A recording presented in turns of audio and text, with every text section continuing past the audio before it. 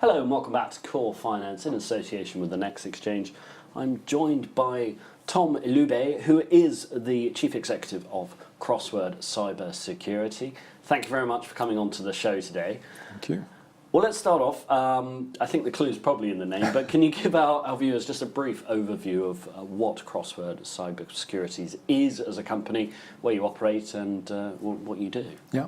Crossword is a cybersecurity company that does technology transfer from universities to the commercial world, specifically focused on cybersecurity intellectual property. We're based in Richmond and we work primarily in the UK, but increasingly starting to look overseas as well.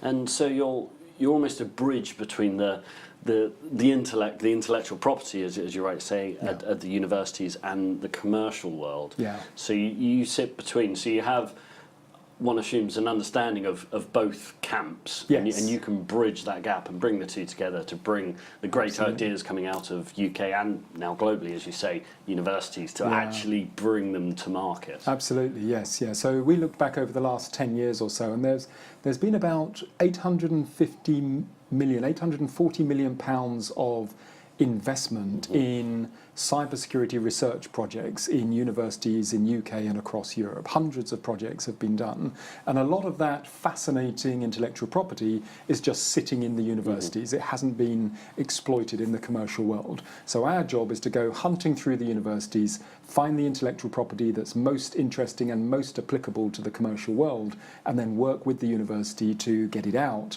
and get it into the commercial world. So Tom, with regards to the universities, in what state is that intellectual property at? Is it academic papers, or do they have kind of worked examples that you can actually see the opportunity and value? Yeah, I mean, it varies by university and by project. Often with cybersecurity, it'll be an academic paper. So you'll go and see a professor and say, I hear you've made some breakthrough in this area, can I have a look at it? And they say, oh yes, and give you a paper full of equations, and you think, gosh. And then you have to take that, understand it, and turn it into a software product that you can take to market. Sometimes they would have developed it into a sort of prototype, a bit of software that proves the concept, as it were, but you still have to pretty much rewrite it. If it's a hardware solution, then there might actually be something that you can kind of touch and feel. But we tend to focus on software-related solutions. And when you're taking that software and sometimes that tangible hardware, how are you then packaging that up and presenting it to the commercial market? Yeah. So earlier in my career, I was a chief information officer of a FTSE 250 bank at the time, EGG. So I've got a very good understanding of what it's like sitting in an end user environment and trying to figure out what solutions you need. And a lot of the folk in our company are commercial military folk who really understand what the end user needs. So we're looking at these ideas coming out of university through that lens and thinking about what sort of product do we need to turn them into. For example, one of our products, Risicon, is about risk assessment, so an organisation assessing risk. But what we realised is that the important thing for organisations today is to assess the risk of the hundreds, if not thousands, of suppliers that provide services to them, because you can be attacked from a cybersecurity point of view through one of those suppliers. So Risicon helps an organisation assess the risk of hundreds or thousands of suppliers, and under new legislation coming in, that's an increasingly important thing to do. Now, it's because we've sat in those shoes, we can see that intellectual property being applicable from that perspective. And you touched on legislation coming in, and there's now a responsibility for, I think, pretty much all UK companies to report cyber attacks within a timely manner. Yeah.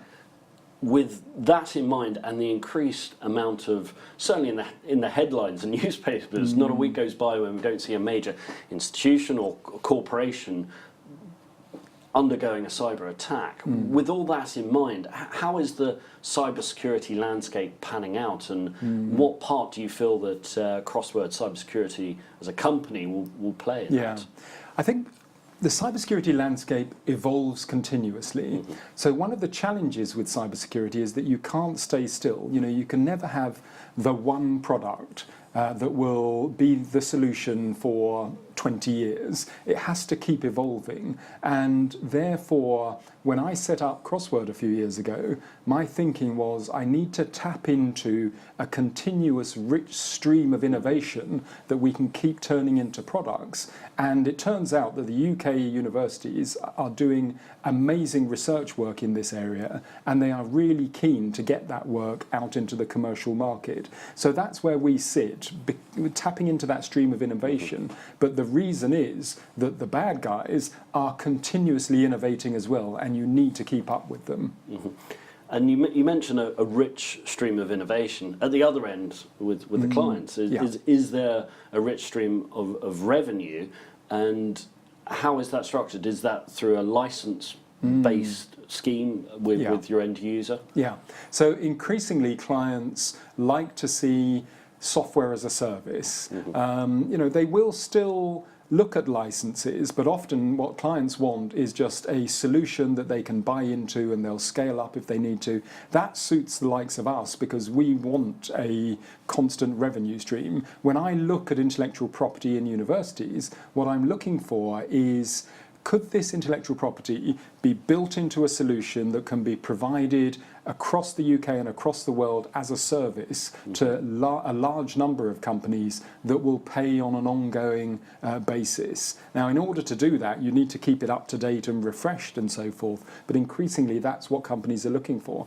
They are still spending a huge amount on cybersecurity. I mean, it is a massively important area, and it's one of those areas that can't go down. You can't as a company say, well, this year we're going to substantially reduce our cybersecurity budget.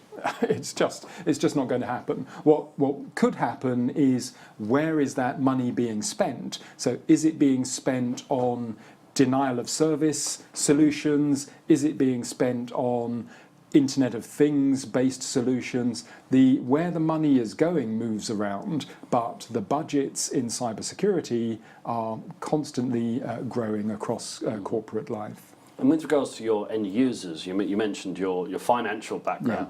Is it just finance, or are there other areas that are looking at cybersecurity and looking at the threat that poses to their businesses? Yeah, I mean, yes, it is. It's a whole range of sectors.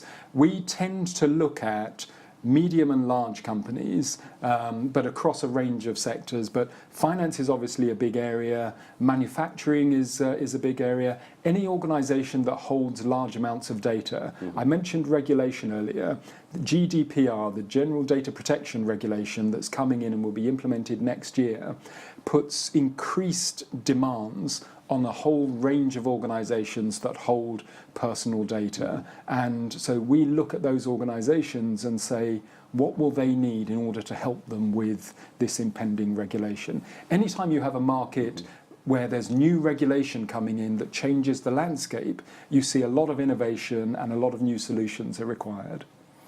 And with regards to post-Brexit, I'm not going to go into the politics of it, but technology and development have been, or hopefully will become, more of a cornerstone of the UK economy. Do you see that as an opportunity for Crossword going forward? Absolutely, yes. Yeah, as I said, anytime there's large amounts of change, it creates opportunity. Where there's regulatory change, that creates opportunity as well. So for the likes of us, almost whatever happens in a Brexit scenario opens up opportunities. Organisations are moving their offices around, they're moving people around, they're changing systems, they're separating, they're merging, etc. All of that creates cybersecurity challenges that have to be addressed. And the UK is phenomenally good at cybersecurity. So from an export point of view, generally, we at Crossword, but also the sector as a whole, are very well set to take advantage of changes. And you're obviously on the NEX Exchange. How has this helped you achieve what you've wanted to do thus far? And looking further down the line, where would you like to be in a few years' time? Where do you see Crossword as a company? So when I established Crossword, I decided we were going to be a listed company. The NEX Exchange works really well for us because we've been able to raise money there. It's given us credibility with some of our larger clients. We're very transparent. If you're doing business with a cybersecurity company, you want to know who's involved. You want to know, for example, our chairman is Sir Richard Dearlove, the former head of MI6 and also chair of University of London Trustees. So people who do business with us can see the sort of organisation that we are and the way in which we're growing. The way we run the company is absolutely, above board, very transparent and so forth. And that's really important to us. I think over time we'll grow as a company. We will need more capital over time. We'll need to be able to attract people. We'll need to be able to issue share options and so forth. So, as a company, being listed in an environment that makes us work in a very structured and orderly way is an excellent thing. Well, fantastic. Well, unfortunately, the threat of cyber attacks isn't going to go away anytime soon, but that will hopefully create a lot more opportunities, I should say, for Crossword Cybersecurity. Tom, thank you very much for joining us here today. Thank you.